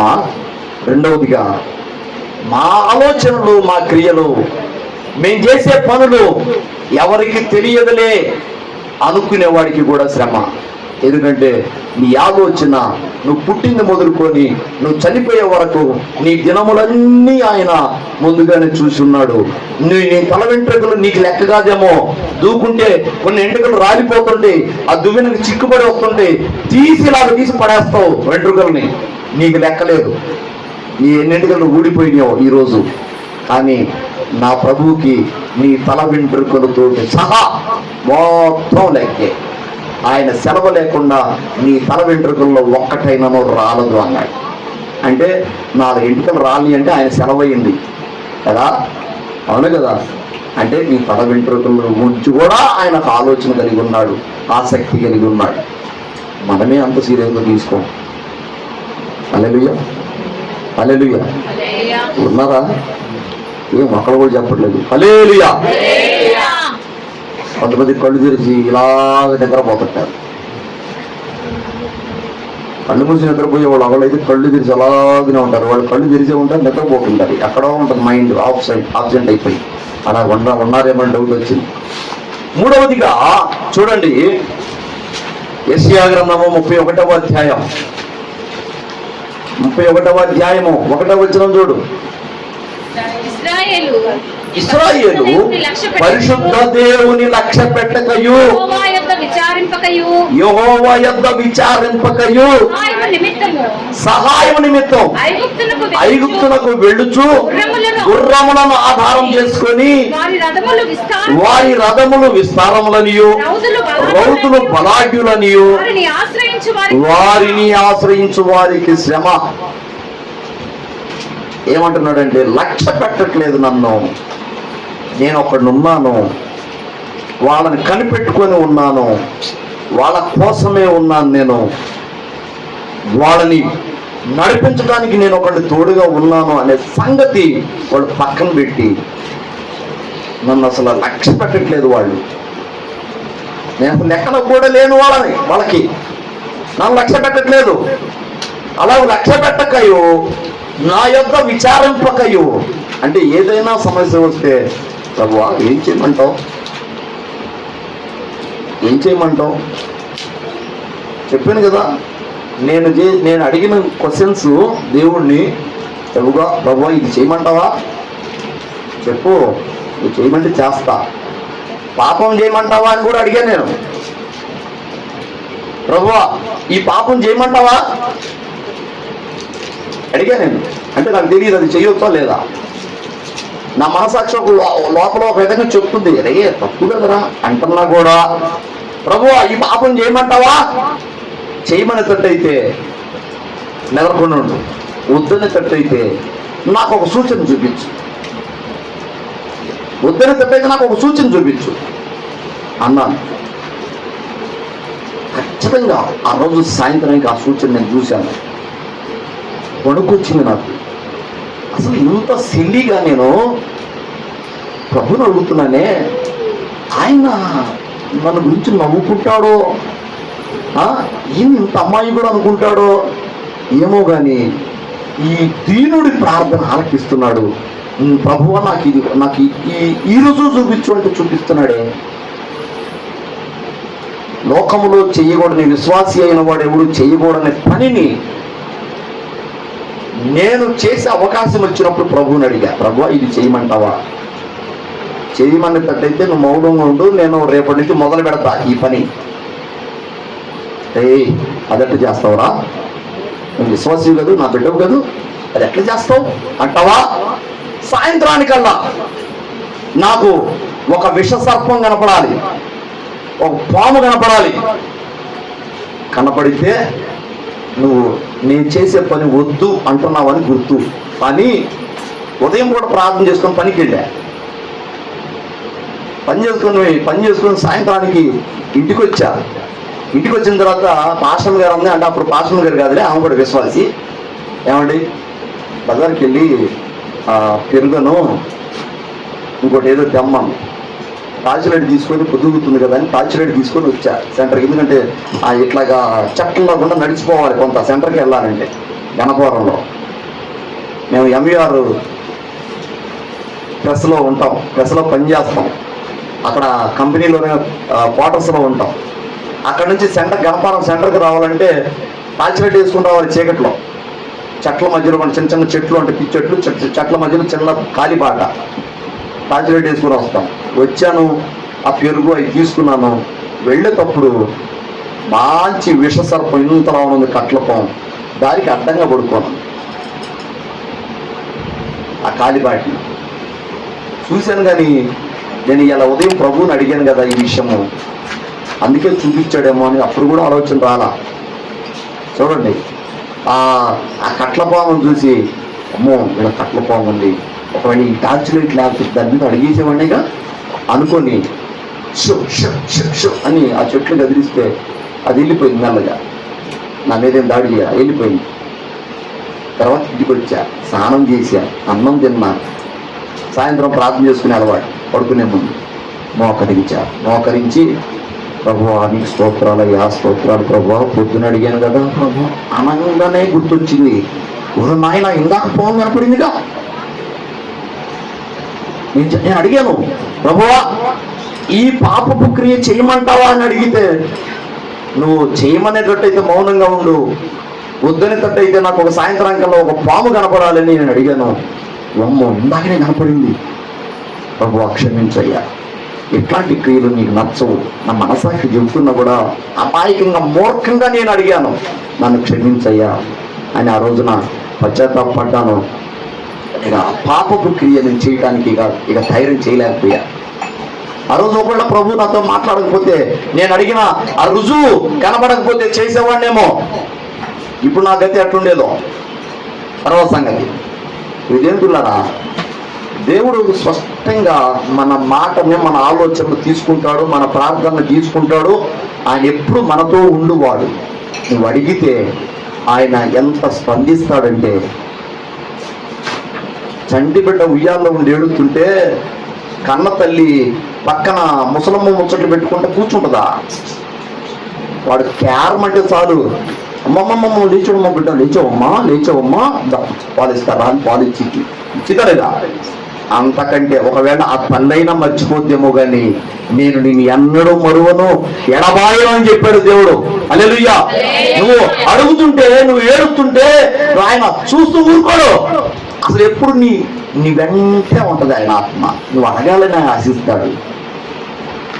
వింటున్నారా? కానీ ఇశ్రాయేలు ఆయన్ని లక్ష్య పెట్టట్లేదట. ఐగుప్తు రథములే, ఐగుప్తు రౌతులే బలమైనవని వాటిని ఆశ్రయిస్తారట. అలాగా ఆశ్రయించే వారికి, అంటే దేవుడు కాకుండా ఇతరులను, లోకాన్ని ఆశ్రయించటం. నీకు ఏదైనా ఆపద వస్తే దేవుణ్ణి అడగాల్సింది పోయి మనుషుల వైపు చూడటం, రాజుల వైపు చూడటం, అధికారుల వైపు చూడటం, ధనవంతుల వైపు చూడటం. వాడు మంచి ధనవంతుడు, వాడు సహాయం చేస్తాడని వాడి దగ్గర పోయి అడగటం అవివేకం. ఈ తప్పుడు కూడా చేశా నేను. నా జీవితంలో నిజంగా ఎన్ని అనుభవాలంటే, ప్రభు విషయంలో ఒక్కోసారి నేను తేడా పడి దెబ్బలు కూడా తిన్నానని చెప్పాను కదా. అడగాల్సిన సమయంలో ఆ ప్రభువుని అడగకుండా లోకం మీద పడి వాళ్ళని వీళ్ళని అడిగి టైం అంతా అయిపోయి అవమానం పొంది, ఏం ప్రభువా ఇలాగ అవమానించావు అని మరలా దేవుని పాదాలు పట్టుకుంటే, నువ్వు నన్ను అడిగావా? తెల్లవారుజామునే లేచి నీ స్నేహితుల దగ్గరికి పోయావు, నాకు డబ్బులు ఇవ్వరా, నాకు డబ్బులు ఇవ్వరా, డబ్బులు సహాయం చేయరా అని అడగటానికి పోయావు. దగ్గరగా 10-15 మందిని అడిగావు. నువ్వు వేకునే లేచి నా దగ్గర మోకాళ్ళు వేస్తే నేను ఇచ్చేవాడిని కదా అన్నాడు ప్రార్థనలో. నిజమే కదా ప్రభు, క్షమించయ్యా. పొద్దున్నే లేచి నిన్ను అడగాల్సింది. నాకు 7 గంటలకు సంస్థ కట్టాలి, పొద్దున్న లేచి నిన్ను అడగాల్సింది. ప్రభు ఇలా ఎలాగోలాగా సంస్థ దొరికించయ్యా, ఎలాగోలాగా డబ్బులు పంపించాయని అడగాల్సింది. నిన్ను వదిలిపెట్టి 5 గంటలకే లేచి ఊరి మీద పడ్డా. తెల్లవారుజామునే అందరు మా స్నేహితులు అందరు లెగుస్తారు, బేల్దారి మేస్త్రులు. అరే 200 ఈరా కావాలి, 200 ఈరా కావాలి, 200 ఈరా కావాలని 7 అయిపోయింది, 8 దాకా కూడా దొరకలా. ఏందో ఆ రోజు దరిద్రం, అక్కడ కూడా డబ్బులు ఇవ్వరా. ఇంటికి వచ్చా, ఇంటికాడ పాపం ఆ సంస్థ వాళ్ళు అందరూ ఆడవాళ్ళు కదా, గ్రూప్ వాళ్ళు 10 మంది వచ్చి, ఏమమ్మా డబ్బులు కట్టావు, డబ్బులు తీసుకున్నావు, కష్టం తెలీదు ఏంది, సంవత్సరానికి రాకుండా డబ్బులు కూడా పంపించలేదు అంటే, అమ్మా ఆయన బయటికి వెళ్ళాడు, రాలేదమ్మా. తీసుకున్నప్పుడు ఉన్నంత రోషం కట్టేటప్పుడు ఉండొద్దు అని ఏదో నాన్న మాట్లాడి వెళ్ళిపోయారు. పాప ఆమె ఏడుస్తూ ఉంది. నేను ఇంటికి వచ్చా, 8 అయింది కదా, ఇంటికాడ పరిస్థితి ఎట్లుంటుందబ్బా అనుకుంటా తాపీగా వచ్చా. వస్తే ఏముంది, నన్ను చూసి బోర్మని ఏడిచింది. 200 కాడే ఏం చేసేసరికి నాకు కూడా ఏడుపు వచ్చింది. ఏంది అమ్మాయి వాళ్ళు ఏదో బాగా అవమానించుంటారు, తిట్టుంటారు. నాకు ఏడుపు వచ్చింది. ఆ అమ్మాయి ఏడుస్తుంటే కింద గదిలోకి, కింద పోర్షన్లోకి వచ్చి ప్రార్థన చేసుకున్నా. ప్రభువా ఏదో ఇలా అవమానంగా అప్పచెప్పావు అంటుండగానే శివులో నాకు మారుమోగుతుంది, నువ్వు నన్ను అడిగావా? నన్ను అడిగితే ఇచ్చేవాడిని కదా అనగానే నిజమే ప్రభు, నిన్ను అడగలేదు. ఎప్పుడు లేచి ప్రార్థన చేయాల్సింది, ప్రభు సహాయం చేయని అడగాల్సింది, నిన్ను అడగలేదు. లోకం మీద పడ్డాను. వాడు సాయం చేస్తాడు, వీడు సాయం చేస్తాడని వాడు మనుషుల మీద ఆధారపడి పరిగెత్తాను. క్షమించయ్యా, ఇంకెప్పుడు చేయను ప్రభువా, ఇంకెప్పుడు చేయను ప్రభువా. ఆ రోజు తీర్మానం చేశా. అయిపోయింది. ప్రార్థన ముగించుకుని 5 నిమిషాలు ప్రార్థన చేసి లేచి ఇట్లా బయటికి వెళ్ళి అల్లం దూరం వెళ్ళా. కరెక్ట్గా అదే 200 నాకు ఎదురైంది. కరెక్ట్గా అదే 200 ఎదురైంది నాకు. మా చెల్లెలు సైకిల్ వేసుకొని వస్తుంది. ఏంటమ్మా పొద్దున్న అంటే మా అమ్మోళ్ళు ఒక 4 కిలోమీటర్ల దూరంలో ఉంటారు రాష్ట్రపేటలో. ఏంటమ్మా పొద్దున్న ఇట్లా వస్తున్నావు అంటే, అన్నయ్య అమ్మ డబ్బులు పంపించింది. ఎంత? 200. ఎందుకు? నేను అడగలేదుగా అమ్మని. ఎందుకు పంపించింది అంటే, మొన్న ఏదో మంచం ఏదో కొనమని చెప్పావంట, మంచం కొన్నది కదా నీకోసం, 200 మిగిలిన అంట, 200 ఇచ్చిరమ్మని పంపించింది. ఎందుకు ఒప్పుడు నాయన. అదేదో ఆ పొద్దున్నే మోకాళ్ళు వేస్తే అది పొద్దున్నే పంపించేవాడు దేవుడు. మోకాళ్ళు వేసి అడగక తన్నులు తిని తిట్లు తిని బుద్ధి వచ్చిన ప్రభావ క్షమించు అన్న తర్వాత అప్పుడు వచ్చినాయి, ఎదురైనాయి 5 నిమిషాల్లో. నేను ఎన్నిసార్లు ప్రభు నాకు అంటేమంటున్నాడు, నేను అడగాలని, నేను ఆయన సహాయం కోరుకోవాలని ఆయన ఆశపడుతున్నాడు. ఆయన కాదని నేను ఎక్కడికి పోయినా కూడా ఫలించలేను, ఎక్కడికి పోయినా నేను రాణించలేనని ఆ రోజు నాకు అర్థమైపోయింది. ఇలాగ ప్రతి అనుభవం ఎన్నోసార్లు ఆయన చేత దెబ్బలు తిన్నాను. గుర్తొచ్చింది. ఇప్పుడైనా తెలుసా, ఇప్పుడు హ్యాపీగా ఉండే, ఇప్పుడు కూడా కట్టుబడులు ఉన్నాయి. అంటే మీ పాస్టర్ గారు పేదోడు, కానీ పాస్టర్ గారు నడిపించేవాడు శ్రీమంతుడు. ఏంది, నేను ఇప్పుడు కూడా హ్యాపీగా ఉంటా. ఇంకా దేవుడికి డబ్బులు కట్టాలన్నా కూడా నెలకొండ జేబులో డబ్బులు ఉండవు, హ్యాపీగా నెలకొండ పడుకుంటా. మా పాస్టర్ గారికి టెన్షన్, ఏమండి ఇంకా సేపులో గంటలో డబ్బులు కట్టాలి, నువ్వు ఏంది నెలకొండ పడుకున్నావు? ఏం నేను ఆలోచించవాలండి. అన్నీ ఆయన చూసుకుంటాడు, అన్నీ ఆయన చూసుకుంటాడు. సమయానికి అట్లా వస్తాయి.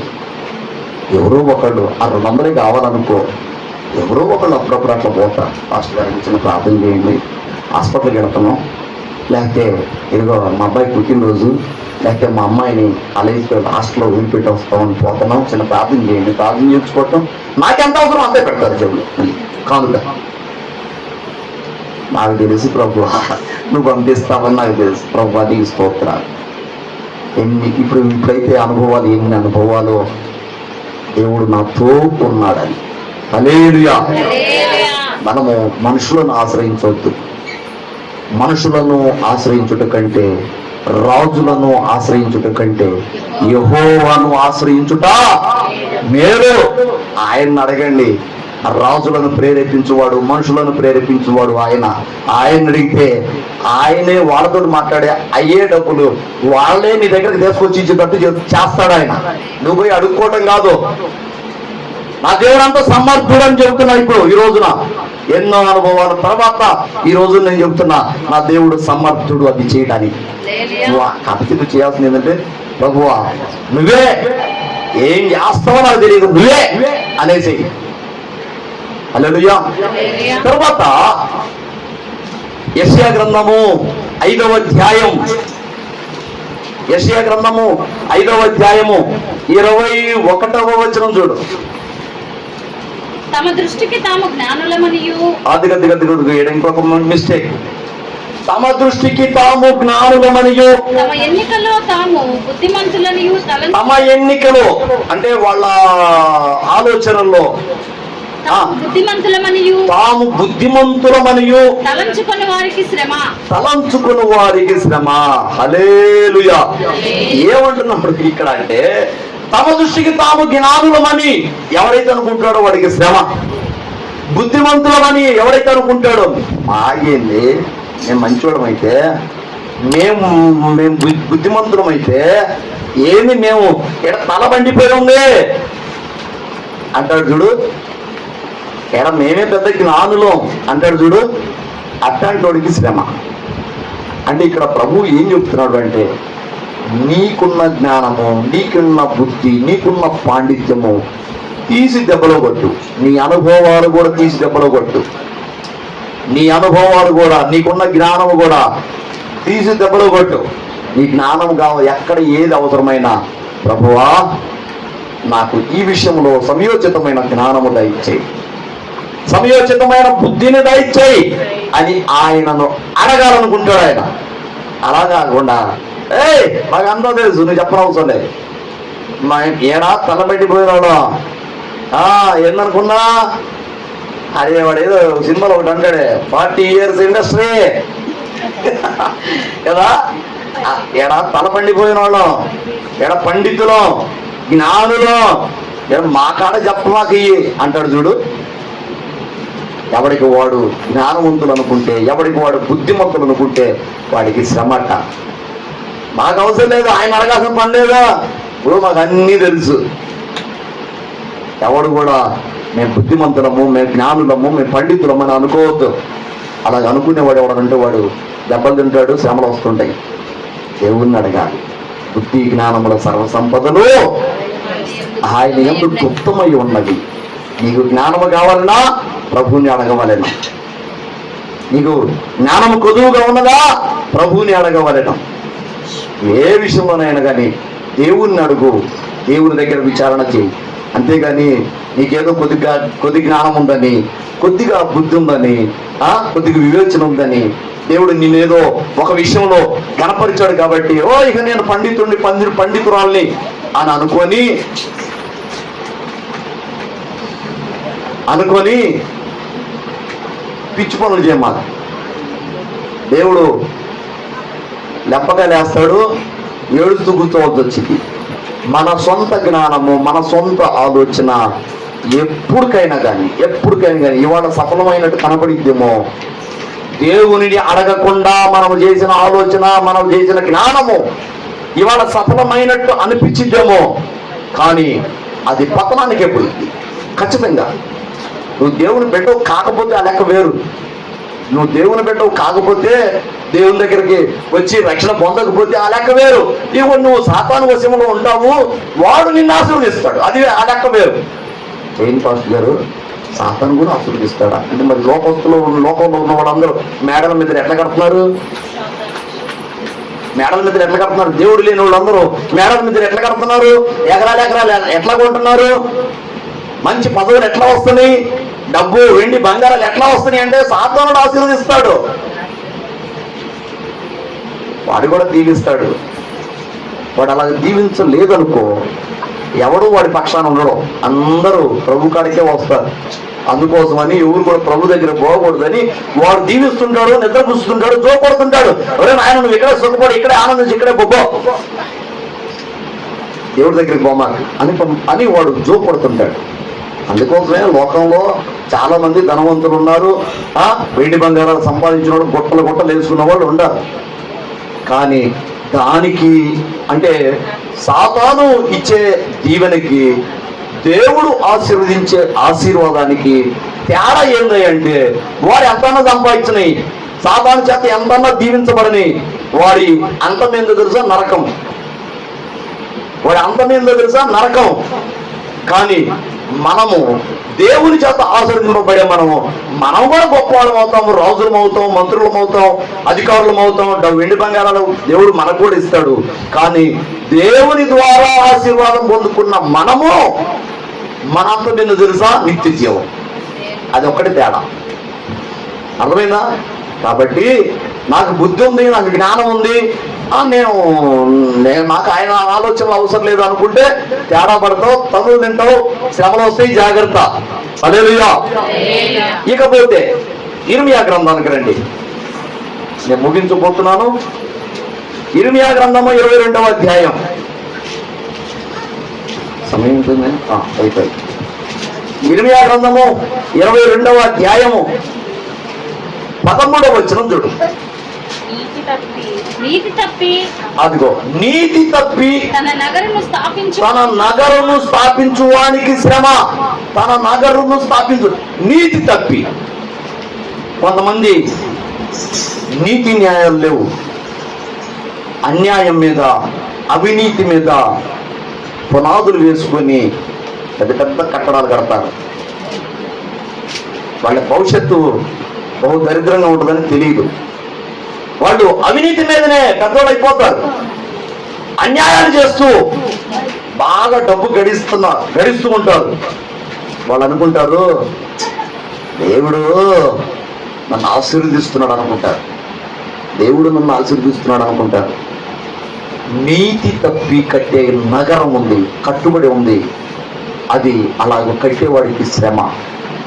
అలాగూ కట్టేవాడికి శ్రమ. ఇంకేందో ఇంకోటి అంటాడు, ఇంకొక పాయింట్ అంటాడు, న్యాయము తప్పి తన మేడ గదులను కట్టించుకోవచ్చు. అది జీతం ఇయ్యక తన పొరుగు వారి చేత ఊరకయే కొరువు చేయించుకున్న వారికి శ్రమ. ఏంటంట? న్యాయము తప్పి. న్యాయం ఏంది? నీ దగ్గర పని చేసిన వాడికి జీతం ఇవ్వటం న్యాయం. అదేనా? నీ దగ్గర పని చేసిన వాడికి జీతం ఇవ్వటం న్యాయం. అలాగే జీతం ఇయ్యక ఊరకనే కొనుగోలు చేయించుకొని పంపించడం అది అన్యాయం. అలాగూ అన్యాయం చేసేవాడికి శ్రమ అన్నాడు. అంటే ఎవరి జీతము కూడా నీ యొద్ద ఉండవద్దు, ఒక్క రాత్రి కూడా గడపొద్దని బైబిల్ చెప్తుంది. నీ దగ్గర పనికొచ్చిన వాడికి వాని యొక్క కూలి నువ్వు బిగబట్టవద్దు. ఒక బిగబట్టిన ఆ రాత్రి కనుక గడిచిందంటే ఆ కూలి యొక్క ఆ డబ్బు మొర్ర పెట్టిద్దట, ప్రభువా వీడు దుర్మార్గుడు నన్ను తన దగ్గర ఉంచుకున్నాడు. నేను వాస్తవానికి ఇదిగో ఆ కూలి పని వాని వెంట నేను వాడి ఇంటికి వెళ్ళాలి. వాడి భార్య పిల్లలు ఈ రోజున పస్తులు ఉన్నారు ప్రభు, నేను నన్ను అతనికి ఇవ్వలేదు. ఏది? కూలి మొరపెట్టింది. ఈ దుర్మార్గుడు కూలి చేయించుకొని ఆ కూలి వాడిని డబ్బులు ఇవ్వకుండా తర్వాత ఇస్తాలే పో, వారానికి ఇస్తాలే పో, నెలకి ఇస్తాలే పో అని చేయించుకొని కూలి ఇవ్వకుండా బిగబట్టాడు. ఈ రోజున ఇదిగో ఈ ఇంట్లో పని చేసిన వాడు మరి పోయి ఇంటికి వెళ్ళి భార్య పిల్లల్ని పోషించుకోవడానికి డబ్బులు లేక పస్తులు పడుకున్నారు. ఇదిగో ప్రభు నేనే సాక్ష్యం, నన్ను ఇచ్చి పంపలేదు అని ఆ కూలి మొరబెట్టిందట. అందుకనే ఎప్పుడు కూడా మీరు సొంతంగా మీ కూలి పనులకు ఎవరినైనా పొలం పనులు కానీ ఇంటికి ఇల్లు కట్టించుకుంటా కానీ ఎవరినైనా కూలికి పిలిస్తే ఏ రోజుటప్పుడు ఆ రోజు ఇచ్చేయటం ఉత్తమం. 4 రోజుల తర్వాత ఏం ఇయ్యాలగా? ఈ 4 రోజుల పిల్లలు పెడతాయా? అనవసరంగా ఎదుటో నీకు ఇబ్బంది పెట్టడమే కానీ పిల్లలని పెట్టవు. పిల్లలు పెట్టినాది నీకు ఆశీర్వాదం కాదు, అవునా? కాబట్టి నీ కూలి వాని కూలి బిగబట్టకు. ఒక్క రాత్రి ఆ కూలి నిద్ర చేయకూడదు నీ దగ్గర. ఇక్కడ అంటాడు అసలు ఊరకనే కొనుగోలు చేయించుకునేవాడు జీతం ఇవ్వకుండా నెల రోజులు చాకిరీ చేయించుకొని నెల జీతం ఇచ్చి పంపించాలైతే ఆ జీతం ఇవ్వకుండా రే ఓ నీకు జీతం ఇవ్వకో, ఏమి ఇవ్వకో, నీకు దిక్కున్నా కూడా చెప్పుకోపో అని నెట్టేశాడు. నా జీవితంలో ఈ కూడా చూశా. నేను ఆదివారం చర్చికి పోవాలి, బాప్తిజం పొందిన కొత్తలో మేస్త్రి నేను ఆదివారం చర్చికి పోవాలి, నేను రాను. బాప్తిజం పొందరా, అప్పటికి ఇంకా పొందరా. మా పాస్టర్ గారు అప్పుడు విశ్వాసి కూడా కాదు కానీ చర్చికి పోయే అలవాటు, నామకాంతపు క్రైస్తవురాలు. బాప్తిజం పొందరా, చర్చికి పోయే అలవాటు మాత్రం ఉంది. అది ఒకటే మంచి అలవాటు.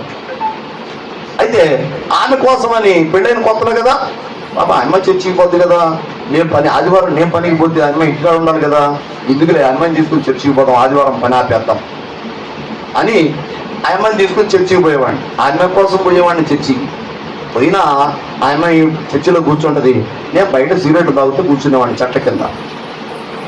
ఏంది? అయితే ఇలాగున ఆదివారం రోజు చర్చికి పోవాలి, ఆదివారం రోజు చర్చికి పోవాలని వారం రోజులు కూలి శనివారం రోజు తీసుకోవాలి కదా. ఆ కూలి ఇవ్వమంటే నువ్వు ఆదివారం చర్చికి పనికి రావుగా, నేను కూలి ఇయ్యను అంటాడు అతను మేస్త్రి. అప్పుడు పెద్ద మేస్త్రిని కాలేదు, వాళ్ళు ఒక మేస్త్రి కింద మేస్త్రికి వెళ్తున్నా.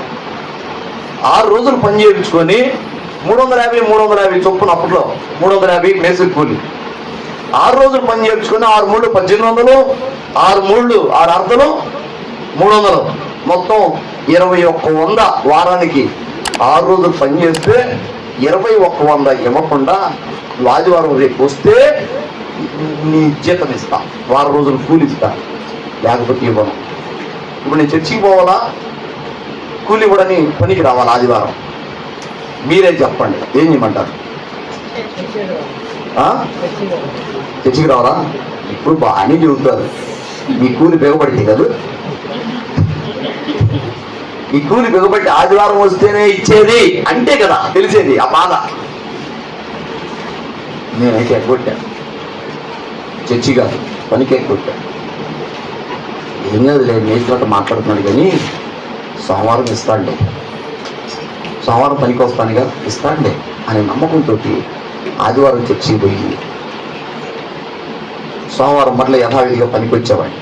పనికి రాగానే అడగలేంగా కూలి, పోయిన వారం కూలి మేస్త్రి అడగలేంగా, సాయంత్రం అడగొచ్చులే అని ఆ సోమవారం కూడా పని చేసి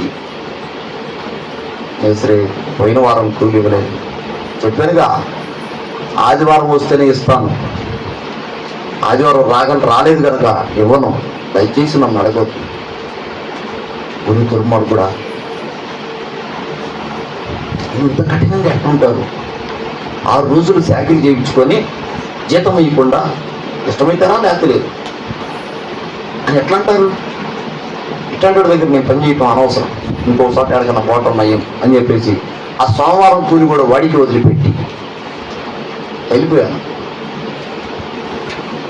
కానీ నా కూలి వాడి దగ్గర మొరపెట్టింది ప్రభువుకి, హల్లెలూయా, మొరపెట్టింది. ఒకవేళ నేను ఆ కూలి నష్టపోయానని మీకు అనిపించిందేమో కానీ దేవుడు మాత్రం నాకు న్యాయమే చేస్తాడు, హల్లెలూయా. దేవుడు న్యాయవంతుడు, న్యాయమే చేస్తాడు. వాడికి వేయాల్సిన శిక్ష వేస్తాడు, నాకు చేయవలసిన ధర్మం చేస్తాడు, హల్లెలూయా. నాకు ఆ విశ్వాసం ఉంది, ఏం పర్వాలేదు. దేవుడు నాకు న్యాయం చేస్తూనే వచ్చాడు, నన్ను ఒక్కొక్క మెట్టు ఎక్కిస్తూనే ఈరోజు ఈ స్థాయికి తీసుకొచ్చాడు, హల్లెలూయా. దేవుని కోసం కొన్ని త్యాగాలు చేయకపోతే ఉన్నతమైన మెట్టుకు రాలేము.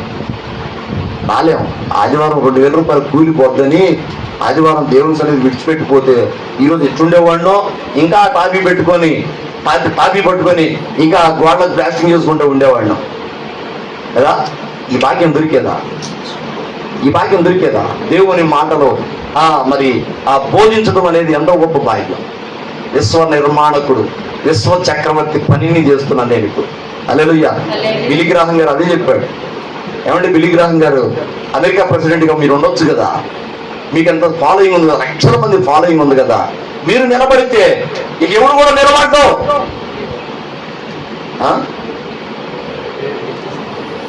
ఎవరో నిలబడ్డావు, ఏకగ్రీవంగా ఎందుకైపోతారు, నిలబడొచ్చు కదా అని ఆ దేశపు పెద్దలు, అమెరికా పెద్దలు వెళ్ళి ఆయన అడిగారు, అమెరికా ప్రెసిడెంట్గా మీరు ఉండొచ్చు కదా అంటే ఆయన ఒకటే చెప్పాడు, ఇప్పుడు నేనున్న ఈ స్థితిని విడిచి ఒక మెట్టు కిందకి దిగి రమ్మని నన్ను అడుగుతున్నారా అన్నాడు. అదేంటండి, అమెరికా ప్రెసిడెంట్ అంటే ఎంత అంత ఈజీయా? అమెరికా ప్రెసిడెంట్ అవ్వాలంటే పెట్టి పుట్టాలా? అమెరికా ప్రెసిడెంట్ అంటే ప్రపంచం అంతా ఆయన మాట కోసం ఎదురు చూసింది. ఏమనుకుంటున్నారు అంటే ఏ పిచ్చోళ్ళగా ఉండవు, నేనేమనుకుంటున్నావు, నువ్వు ఒక్క అమెరికా ప్రెసిడెంట్ గురించి ఆలోచిస్తున్నావు, నేను విశ్వ చక్రవర్తి పనివాడిని, హల్లెలూయా. విశ్వ నిర్మాణకుడు, విశ్వ చక్రవర్తి, రాజులకు రాజు, ప్రభులకు ప్రభు, భూపతులకు అధిపతి, ఇలాంటి భూములన్నిటినీ ఎన్నిటినో ఆయన పరిపాలిస్తున్నాడు. ఆయన యొక్క పనివాడిగా ఉన్నాడు. ఆఫ్టర్ ఆల్ అమెరికా ఎంత, నేను రానన్నాడు, కాలదన్నాడు అమెరికా ప్రెసిడెంట్ పదవిని, హల్లెలూయా. అలాంటి పనిలో ఇప్పుడు నేనున్నా. ధన్యత కదా. చాలా మందికి ఏదో పని చేసుకోలేక, కష్టపడి పని చేసుకోలేక మతం మార్చడానికి వచ్చాడు చాలా మంది దూషిస్తున్నారు. కానీ పని రాక కాదు, పని చేయలేక కాదు, ఒకప్పుడు అన్ని కష్టాలు చేసి వచ్చినండి, మొన్న దాకా స్టూడియో కూడా పెట్టుకొని మంచిగా నా కుటుంబాన్ని పోషించుకుంటా, విశ్వాస జీవితం కొనసాగించుకుంటా, దశమ భాగం ఇచ్చుకుంటా, ఆ మీటింగ్స్ అంటే, ఉపవాస కూడికలు అంటే ఇంకా అప్పులు చేసి కూడా ఇచ్చాం. దేవునికి ఇచ్చే విషయంలో వెనకాడ ప్రసక్తి లేదు. ఇచ్చాం. ఆయన కోసం చేసిన త్యాగాలు ఉన్నాయి. పొలం మీద నిర్దాక్షిణంగా దశభాగం తీసి ఇచ్చేసాం. ముందు ధైర్యాలకు ముందు మేము అమ్మిన దాంట్లో దశమ భాగం తీసి అందరూ ఇచ్చేసాం. ఇంత అనుకోలా, ఇచ్చేసాం. ఆయన కోసం చేసిన త్యాగాలు ఉన్నాయి కాబట్టి ఈ రోజున మమ్మల్ని ఎన్నుకొని ఈ స్థాయికి తీసుకొచ్చాడు. అంటే ఇది మా గొప్పతనం అని కాదు, ప్రభు మమ్మల్ని ఎప్పుడు విడిచిపెట్టలేదు.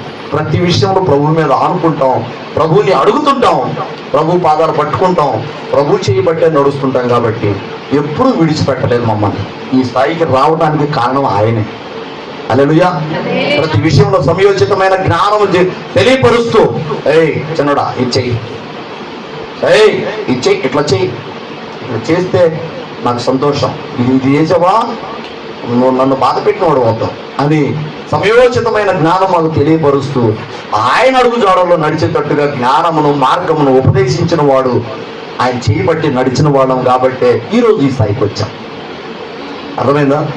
చాలా మంది ఈ మాటలను ఉపదేశాలను తృణీకరిస్తారు. అందులో పాస్టర్లు ఏదో బడి చెప్తుంటారు. వాస్తవానికి మేము చాకిరీ చేయలేక కాదు, అసలు ఒక విధంగా చెప్పాలంటే ఈ సేవకి బలవంతంగా వచ్చాం. దేవుడు బలవంత పరిస్థితి వచ్చాం. స్టూడియో నడుపుకుంటే హ్యాపీగా జరిగిపోతుంది మా విశ్వాస జీవితం. విశ్వాసిగా ఉండాలనుకున్నా, కానీ ఇదిగో దేవుడు రేపాడు. ఆ మధ్యలో చుట్టుపక్కల చెరువులపేట చుట్టుపక్కల ప్రాంతాల్లో ప్రభావితం చేద్దామని కొన్ని వీధి సువార్తలు పెట్టాం. చిన్న స్పీకర్, ఇట్లాంటి స్పీకర్ కొనుక్కొని దాని ద్వారా కొన్ని ఆత్మలు వచ్చినాయి. మరి దైవజనుడు సంతోషించాడో, దేవుడు సంతోషించాడో, కానీ ప్రత్యేకంగా సేవకు పిలుచుకున్నాడు.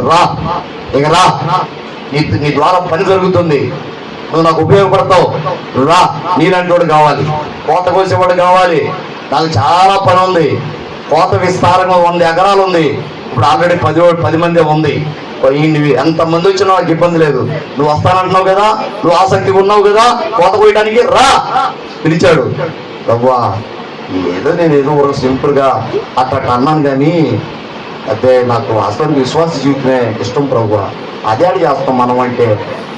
చివరికి నా స్టూడియో విషయంలో కూడా ఇక ఆయన జోక్యం చేసుకొని, నువ్వు నా సేవకు రాకుండా నువ్వు స్టూడియో అంటావు ఇందిరా, ఉండు నీ సంగతి చెప్తాని ఆ స్టూడియో విషయంలో చిన్నగా నష్టం వచ్చేటట్టు చేశాడు. నాకు అర్థమవుతుంది ఇదంతా ఇక ప్రభువే చేస్తుండే. ఎందుకంటే ఇక నేను ఆయన పనికి వెళ్ళట్లేదు, ఆయన పిలిచినా కూడా పోవట్లేదు. ఇక అందుకే ఈ నష్టాలు వస్తున్నాయని, ఇక లాభం లేదు, ఇక తీసేయాల్సింది. నేను స్టూడియో తీసి పక్కనలోకి ఇక బయలుదేరి వచ్చేసాం దర్శికి. చేతగా కాదు, చాకరీ చేయలేక కాదు, పని తెలియక కాదు. ఇవాళ టాపీ పట్టుకొని పోయినా కూడా సొంతంగా A to Z పునాది కాడ నుంచి ఎలివేషన్ వరకు దాకా మొత్తం చేయగలను. ఇది ఒకటే కాదు, కరెంట్ పని పట్టుకున్న కరెంట్ హౌస్ వైరింగ్ మొత్తం చేయగలను, రాడ్ బెండింగ్ మొత్తం చేయగలను, సెంటరింగ్ వరకు చేయగలను. చివరికి మంగళోడు లాగా కత్తెర పట్టుకొని పోయినా కూడా నాకు ఇలా కత్తెర షాపులో నాకు జంటం ఇస్తారు తెలుసా. ఎందుకంటే క్రాపులు కూడా వేసే అనుభవం ఉంది. మా స్నేహితులు ఒకళ్ళు వేసుకునేవాళ్ళం క్రాపులు. మంగళ షాపు బాగుంది దాదాపుగా. క్రాప్ నాకు కొద్దిగా క్రాప్ పెరిగిందని స్నేహితుల దగ్గర పోతే వాడేస్తాను, మరి వాడికో నేనయ్యా నేర్చుకున్నాం. నేను కత్తెర పట్టుకొని పోయా, అన్న నాకు పని వచ్చి పని నాకు పని ఇవ్వంటే సాయంత్రానికి 500-700 ఇస్తాడు మంగళ షాపులు. చాలా పనులు వచ్చు, పనులు ఏది కూడా చేతగాక నేను రాలా, శక్తి లేక రాలా, దేవుడు బలవంత పెడితే వచ్చాను దేవుని పని. ఎందుకంటే ఆయన నన్ను పిలుచుకున్నాడు, నువ్వైతే నాకు బాగా ఉపయోగపడతావు. ఇంకొకటి, కష్టాల్లో కూడా నిలబడే ధైర్యము, ఓర్పు ఇచ్చాడు. రారా, నువ్వు నాకైతే ఉపయోగపడతారా, పిలుచుకున్నాడు, వచ్చాం, ఎదగకుండా ప్రయాసపడుతున్నాం, దేవుడు పని జరిగిస్తున్నాడు. హల్లెలూయా.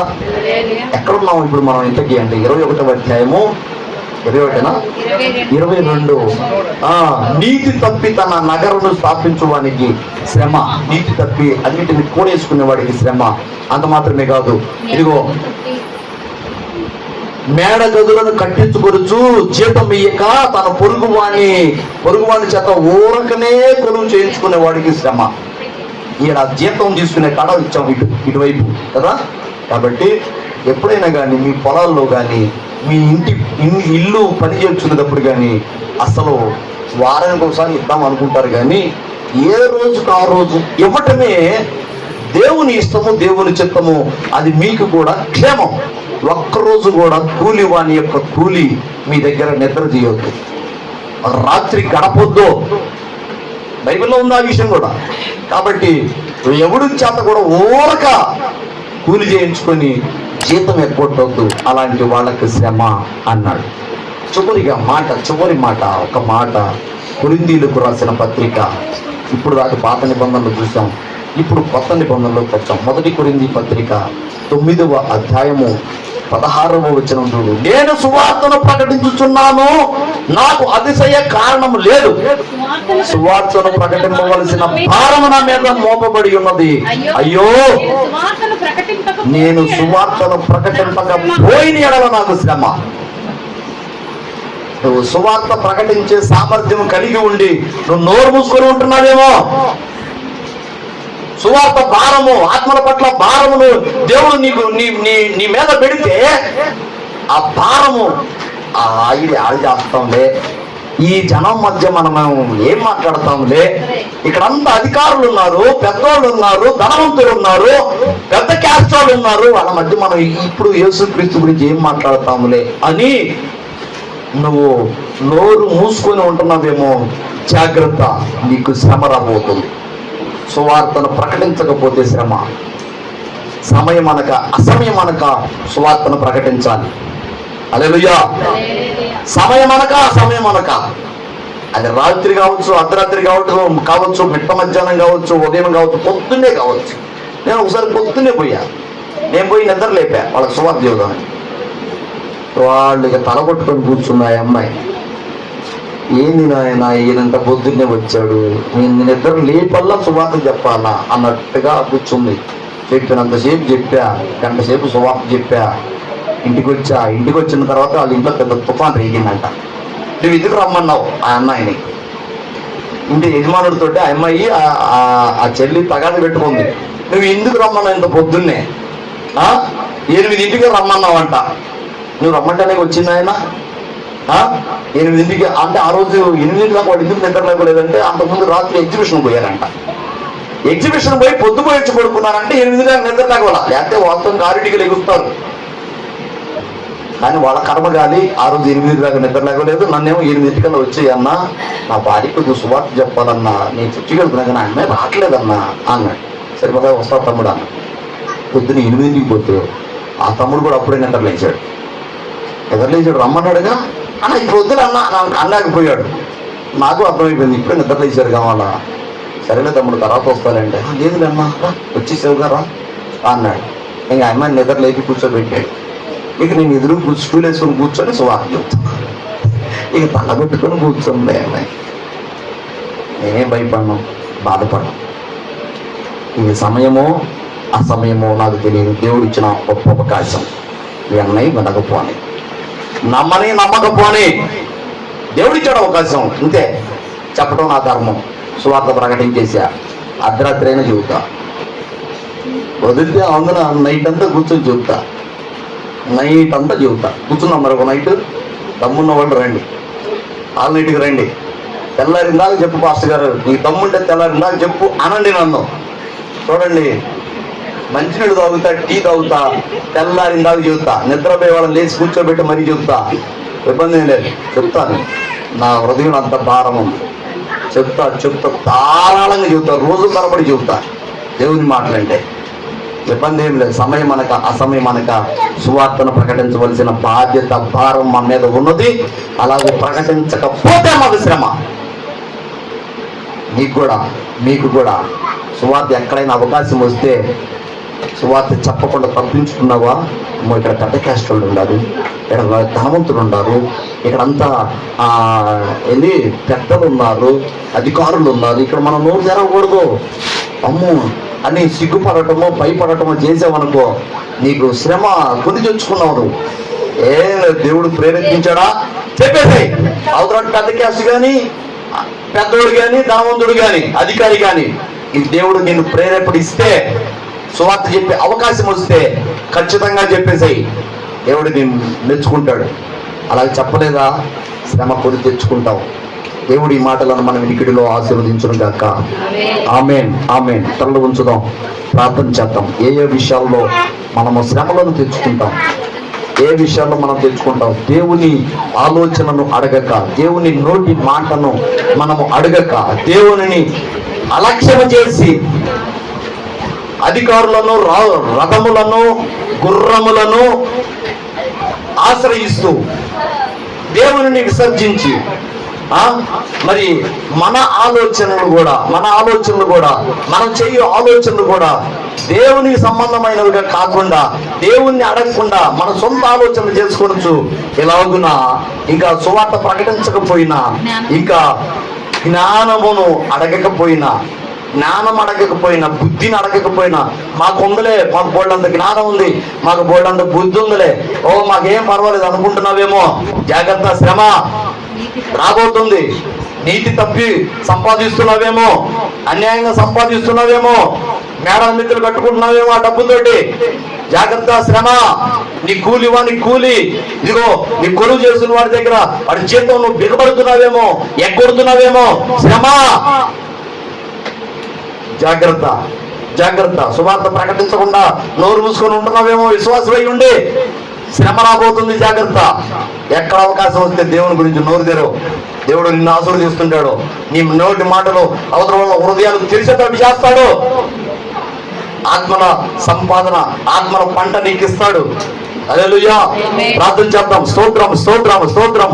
సకల ఆశీర్వాదములకు కారణభూతుడైన మా తండ్రి, మహాపరిశుద్ధుడా, నీకు వందనాలు, స్తోత్రాలు. నీ కృపలో మమ్మల్ని జ్ఞాపకం చేసుకున్నాం. ఈ రోజున మాకు అనేక జాగ్రత్తలు చెప్పాం. అయ్యా, ఇదిగో నా తండ్రి, ఉన్నతమైన ఉపదేశము, మేము నడవలసిన మార్గము, మేము చేయవలసిన ఆలోచన విధానము ఈ రోజున మాతో ముచ్చటించావు. ప్రభువా, నీకు వందనాలు, స్తోత్రాలు. నీకు విరోధముగా ఉండి అయ్యా మేము ఫలించేది ఏది లేదు ప్రభువా. నీకు ఇదిగోనైనా నిన్ను విడిచి మేము సాధించేది ఏమీ లేదు. ఏదైనా కానీ నీ పాదాల దగ్గరకు వచ్చి నీ ఆలోచన చొప్పున అడుగులు వేస్తూ, మా ఆలోచన కూడా నీకు తెలియపరుస్తూ, ప్రభువా ఇలాగ చేయమంటావా, ప్రభువా ఇలాగ నడవమంటావా అని ఇదిగో మా బుద్ధి, మా జ్ఞానము, మా ఆలోచన, మా శక్తి సామర్థ్యాలు అన్నిటినీ కూడా ఇదిగో నీ యొద్ద పెట్టి, నీ యొద్ద నుండి మేము పొందుకున్నట్లుగా కృప దయచేయి. మేము గర్వముతోటి బుద్ధిమంతులమని, జ్ఞానవంతులమని మేము విర్రవీగినప్పుడు మాకు శ్రమలు వస్తాయని లేఖనం చెప్తుంది. అయ్యా, సహాయం చేయండి. ఇదిగో మేము చెప్పవలసిన చోట సువార్త చెప్పకుండా మా నోరు మూసుకున్నా శ్రమ రాబోతుందని ఈ లేఖనం చెప్తుండగా, అయ్యా ఈ రోజున సూటిగా, తేటగా, అందరికీ అర్థమయ్యే రీతిగా మాట్లాడావు. ప్రభువా, నీకు కృతజ్ఞతలు. మేము శ్రమలలోను, శోధనలోను పడకుండా ఇదిగో మమ్మల్ని తప్పించుము అని ఇదిగో పరలోక ప్రార్థనలో ఒక మాట సెలవిచ్చావు. అయ్యా, మేము శోధనలో పడకుండా, శ్రమల పాలవకుండా ఉండునట్లుగా తప్పించాలనే ఇదిగో ఈ ఉన్నతమైన ఉపదేశం ఈ రోజున ఇచ్చావు. ఈ వందనాలు, స్తోత్రం. కృప దయచేయ. శ్రమల పాలవ్వకుండా మమ్మల్ని కాపాడుతున్నందుకు వందనాలు. అయ్యా, ఇదిగోనైనా మాకు శ్రమలు రాకుండా మాకు ముందుగా అన్ని జాగ్రత్తలు నేర్పుతున్నందుకు నీకు వందనాలు. అయ్యా, ఇదిగోనైనా మేము చేయవలసిన బాధ్యతలు మాకు మరి ఒకసారి గుర్తు చేసినందుకు నీకు వందనాలు, స్తోత్రాలు. విన్న మాటలు నీ బిడ్డల హృదయాల్లో స్థిరపరచు, భద్రపరచు, పదిలంగా ఉంచు. అయ్యా, నీరు కట్టి ఫలించినట్లుగా, అయ్యా నూరంతలుగా ఫలించినట్లుగా కృప దయచేయి. దారిన పడిన విత్తనాలు పక్షులు ఎత్తుకొని పోయినట్లుగా ఇదిగోనైనా సాతానుడు వీళ్ళ హృదయంలో, వీళ్ళ తలంపుల్లో ఉన్న విన్న మాటలన్నీ దొంగిలించుకొని పోకుండా వారి హృదయ పలకల చుట్టూ నీ అగ్ని ప్రాకారము దయచేయి. నీకు వందనాలు, స్తోత్రం. నూరంతలుగా ఫలించడానికి కృప దయచేయి. ఇదిగో నా తండ్రి, ఇవాళ ఇదిగో నీ సన్నిధికి వచ్చిన పసిబిడ్డలు మొదలుకొని పెద్దల వరకు, వృద్ధుల వరకు అందరినీ పేరు పేరున దీవించు. వాళ్ళు ఎలాంటి స్థితిలో నీ సన్నిధికి వచ్చారో అయ్యా, వాళ్ళ హృదయం వెనక ఎంత వేదన ఉన్నదో, ఎన్ని సమస్యలు ఉన్నాయో, ఇంటి దగ్గర ఎలాంటి సమస్యలు ఉన్నాయో అలాంటి సమస్యలు అన్నింటిని విడిచిపెట్టి వచ్చారు కదా ప్రభువా. అయ్యా, సహాయం చెయ్యి. వేదనతో కుంగిపోతున్న వారికి ఊతమయ్యి నాయన. అయ్యా నీ హస్తం అందించు. ఇదిగో అప్పుల బంధకాల్లో ఉన్న వారికి విడుదల దయచేయి. ఆర్థికంగా నలిగిపోతున్న వారికి సమృద్ధిని దయచేయి. అనారోగ్య సమస్యలో ఉన్న వారికి గొప్ప ఆరోగ్యం, శక్తి, బలము దయచేయి. విడుదల దయచేయ రోగము నుండి. ప్రభువానికి వందనాలు. జ్ఞానం తక్కువగా ఉన్న వారికి జ్ఞానము దయచేయి. మానసికంగా సమస్యల్లో ఉన్న వారికి అయా గొప్ప విడుదల కలుగును గాక. నీకు వందనాలు, స్తోత్ర. పసిబిడ్డలు వయసునందు జ్ఞానమందు వర్ధిల్లడానికి కృప దయచేయి. వ్యాపారస్తులను దీవించు, ఉద్యోగస్తులను దీవించు, కూలి పనులకు వెళ్ళేవాళ్ళని దీవించు, గృహిణులుగా ఇంట్లో ఇళ్లలోనే ఉండేవారిని ఆశీర్వదించు. నీ ఆత్మ చేత నింపు, ప్రార్థన ఆత్మ చేత నింపు. ఇళ్లలో ఉన్నప్పుడు, ఖాళీగా ఉన్నప్పుడు ఇదిగో నా సంఘం గురించి, దైవజనుల గురించి, సమాజం గురించి, బంధువుల గురించి, స్నేహితుల గురించి, ఇదిగో చుట్టూ ఉన్న అన్ని పరిస్థితులను గురించి మానక ప్రార్థించే ప్రార్థనాత్మకి దయచేయి. నీకు వందనాలు. నీ ఆత్మ చేత మమ్మల్ని అందరినీ నింపి బలపరచమని నీకే కృతజ్ఞతలు చెల్లిస్తూ యేసు క్రీస్తు పరిశుద్ధమైన నామములోనే అడిగి వేడుకొని పొంది ఉన్నాము తండ్రి. ఆమేన్, ఆమేన్. మన తండ్రి అయిన దేవుని ప్రేమ, ఆయన ప్రియకుమారుడును మన రక్షకుడునైన యేసయ్య శాశ్వతమైన నిత్య కృప, పరిశుద్ధ ఆత్మ దేవుని అన్యోన్యమైన సహవాసన, సహాయము, ఆదరణ, అభిషేకం మనకును సకల పరిశుద్ధులకును సదాకాలం తోడుగా ఉండి నడిపించును గాక. ఆమేన్, ఆమేన్, ఆమేన్. అందరికీ వందనాలు. దేవునికి స్తోత్రాలు.